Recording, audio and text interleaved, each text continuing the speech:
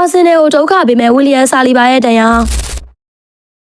အာဆင်နယ်အသင်းရဲ့ခန်းစည်းကြောက်ဆောင်ကြီးဝီလီယမ်ဆာလီဘာဟာတန်ရာအခြေအနေကြောင့်လာမယ့်နိုင်ငံတကာပွဲစဉ်တွေမှာပါဝင်ကစားနိုင်တော့မှာမဟုတ်ပဲပြင်သစ်လက်ရွေးစင်အသင်းကနေနှုတ်ထွက်လိုက်ရပြီဖြစ်ပါတယ်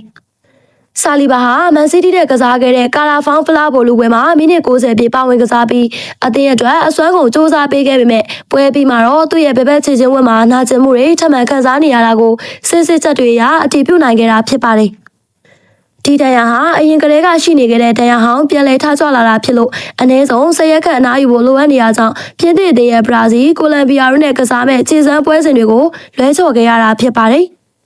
ပြင်သစ်အသင်းနီးပြဒေးရိုစ်ကတော့ဆာလီဘာရဲ့နေရာမှာမက်ဆန်လာခရော့ကိုပထမဆုံးအကြိမ်လက်ရွေးစင်အသင်းကြီးစီခေါ်ယူပြီးအစားထိုးလိုက်ပြီးဖြစ်ပါတယ်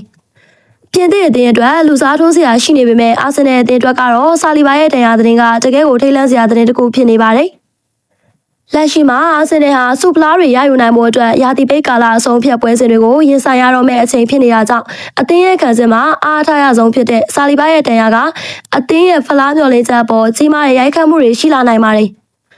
အထူးသဖြင့်ဆာလီဘာဟာအရင်ကလည်းခြေချင်းဝတ်တန်ရာပြဿနာတွေခဏခဏကြုံတွေ့ဘူးတာကြောင့်အခုတစ်ခါမှစနစ်တကျနဲ့အမြန်ဆုံးပြန်လည်မသက်သာလာဘူးဆိုရင်အာဆင်နယ်ရဲ့ခံစစ်ပိုင်းဟာတော်တော်လေးကိုအားနည်းသွားမှသိကြပါတယ်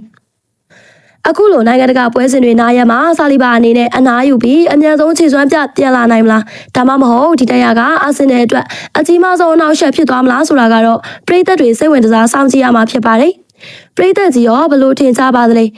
ဆာလီဘာသာအနားယူရမယ်ဆိုရင်သူ့နေရာမှာဘသူ့ကိုအစားထိုးပြီးပွဲထွက်တဲ့တယ်လဲဆိုတာကိုကိုယ့်ရဲ့အမြင်လေးတွေကောမန့်မှာဝင်ရောက်ဆွေးနွေးပေးခဲ့ကြပါအောင်နော်